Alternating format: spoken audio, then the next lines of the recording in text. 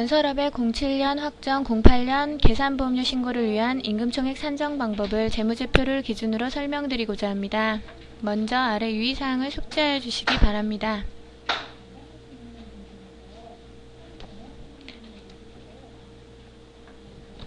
재무제표를 기준으로 하지만 회계처리 시 노무비로 처리해야 할 금액을 다른 계정으로 처리하므로 임금총액 산정 시 포함하지 않는다면 차후 추가 징수될 수 있으며, 외주비 중 임금총액에 포함하지 않아야 할 금액을 차감하지 않고 계산하므로 더 많은 보험료를 납부할 수도 있습니다.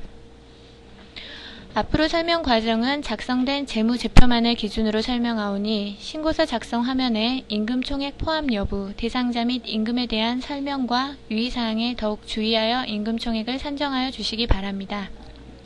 그럼 먼저 본사의 임금총액 계산 방법을 보겠습니다.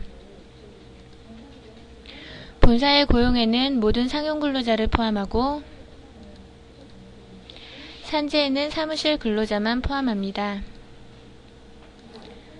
손익계산서의 급여와 상여는 사무실 직원의 급여이고,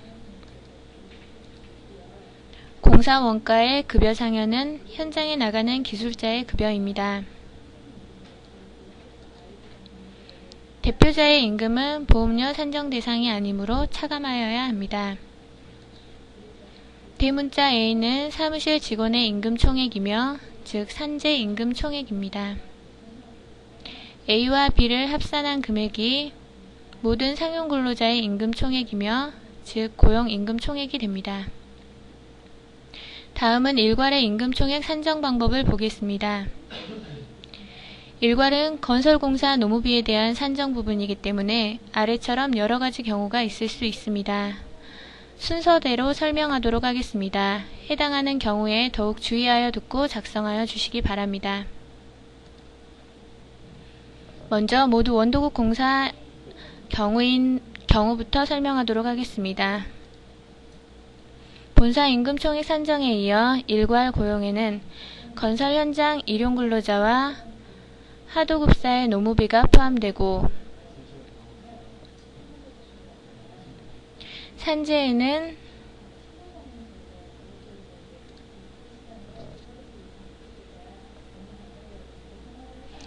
일용근로자와 하도급사 노무비, 그리고 본사 산재에 포함하지 않았던 현장 기술자의 임금 총액이 포함됩니다.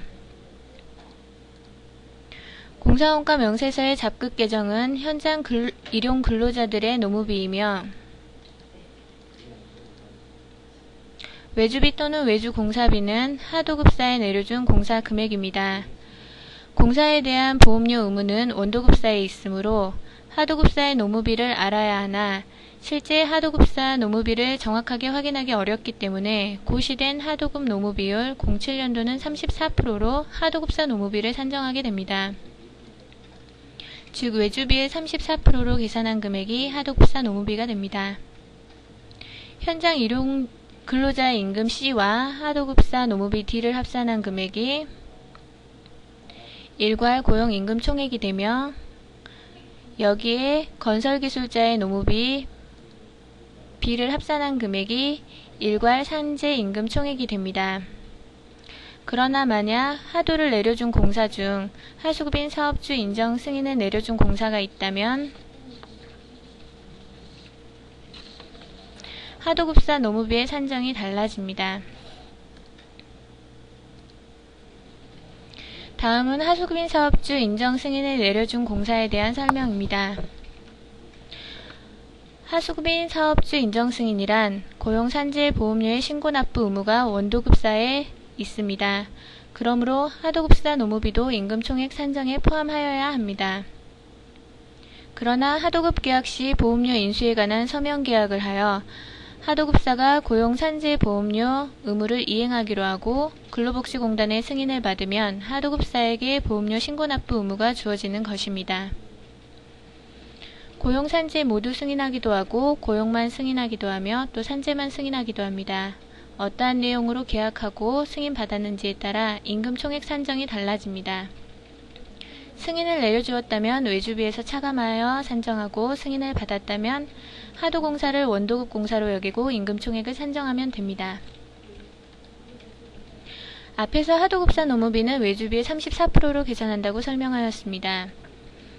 여기서 승인을 내려준 경우이므로 그 금액만큼 보험료 의무가 원도급사에 없다는 것입니다. 이 부분을 간단하게 서식으로 표현하면 외주비를 소문자 D라하고 고용산재 승인액을 각각 차감하여 하도급사 노무비를 고용하도급사 노무비 E와 산재 하도급사 노무비 F로 구분하였습니다. 임금총액 산식이 D 대신 고용은 E, 산재는 F로 수정됩니다. 예를 들어 설명하면 외주비 10억 중에 4억을 고용만 하수급인 사업주 인정승인에 내려주었다고 하면 소문자 E는 6억, 소문자 F는 10억입니다. 즉 고용하도급사 노무비는 2억 4백이 되고 산재 하도급사 노무비는 3억 4천이 됩니다. 다음은 원도급공사와 하도급공사를 같이 하는 경우입니다. 원도하도공사를 같이 하는 경우 현장별 공사원가 명세서가 있어야 정확한 임금총액 산출이 가능합니다. 고용산재보험료 신고납부 의무는 원도급사에 있다고 말씀드렸습니다. 그러므로 하도급받아 시행한 공사는 임금총액 산정에 포함하지 아니하고 원도급공사에 대한 노무비만 포함합니다. 현장별 공사원가 명세서의 공사를 원도급과 하도급으로 구분하여 주시기 바랍니다. 여기서는 000 재건축 공사와 00 아파트 공사를 원도급 공사로 예를 들어 설명하겠습니다. 앞에서 설명했듯이 일괄 고용에는 건설 현장 일용 근로자와 하도급사 노무비가 포함되고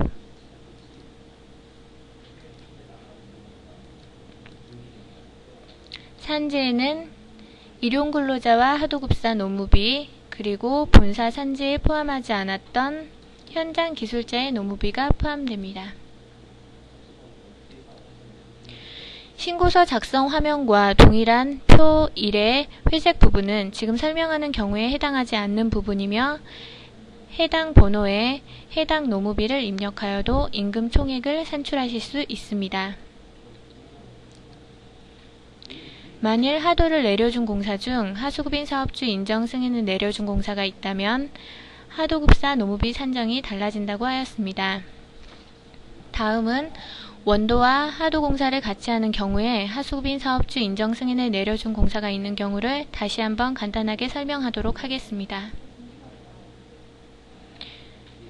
여기에서 승인을 내려준 경우이므로 그 금액만큼 보험료 의무가 원도급사에 없다는 것입니다. 이 부분을 간단하게 서식으로 표현하면 외주비를 소문자 D라하고 고용산재 승인액을 각각 차감하여 하도급사 노무비를 고용하도급사 노무비 E와 산재 하도급사 노무비 F로 구분하겠습니다. 임금총액 산식이 D 대신 고용은 E, 산재는 F로 수정됩니다. 다음은 하수급인 사업주 인정승인 받은 공사가 있는 경우입니다. 여기까지는 앞에서 설명한 부분과 동일합니다. 승인을 받았다는 것은 하도급 공사이지만 원도급 공사처럼 보험료 의무가 주어지는 공사를 말합니다. 여기서는 000 증축공사를 예로 설명하고 있습니다. 먼저 고용산재 모두 승인을 받았다고 하면 하도급 공사를 원도급 공사로 여기고 임금 총액을 산정하면 됩니다.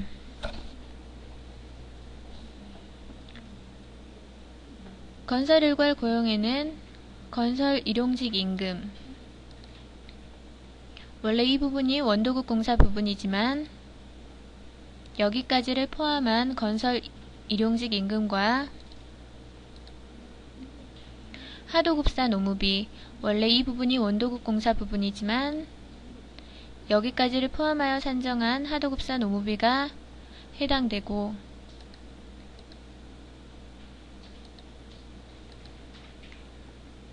산재에는 고용에 해당하는 건설 일용직 임금과 하도급사 노무비 그리고 현장 기술자 급여 상여 원래 원래 이 부분이 원도급 공사 부분이지만 여기까지를 포함하여 임금 총액을 산정합니다. 그러나 고용이나 산재만 승인받았다고 하면 고용과 산재별로 노무비를 상세하게 구분해 주어야 합니다. 하수구인 사업주 인정승인건에 대하여 고용과 산재별로 구분합니다. 000 증축공사의 일용직 임금인 직접 노무비는 고용을 승인받았다면 H로, 산재를 승인받았다면 I로, 건설 현장 기술자 급여 상여인 간접 노무비는 고용은 해당 사항이 없으며 산재 승인은 G로 구분하겠습니다. 만약 하도급 공사인 000 증축공사에 외주비나 외주 공사비 금액이 있다면 외주비의 34%는 고용 승인 시 J로, 산재 승인 시 K로 구분하여 임금 총액을 산정하시면 됩니다. 원래 하도공사를 다시 재하도하는 경우는 건설계약법에는 위배되나 현장별 공사원가 명세서 내용이 사실이라면 이처럼 임금 총액을 산정하여야 합니다. 고용만 승인받은 공사는 H와 J를 고용 임금 총액에 합산하고 산재만 승인받은 경우는 G와 I, K를 산재 임금 총액에 합산하면 됩니다. 이상으로 재무제표를 기준으로 한 건설업의 임금 총액 산정 방법 설명을 마치겠습니다. 감사합니다.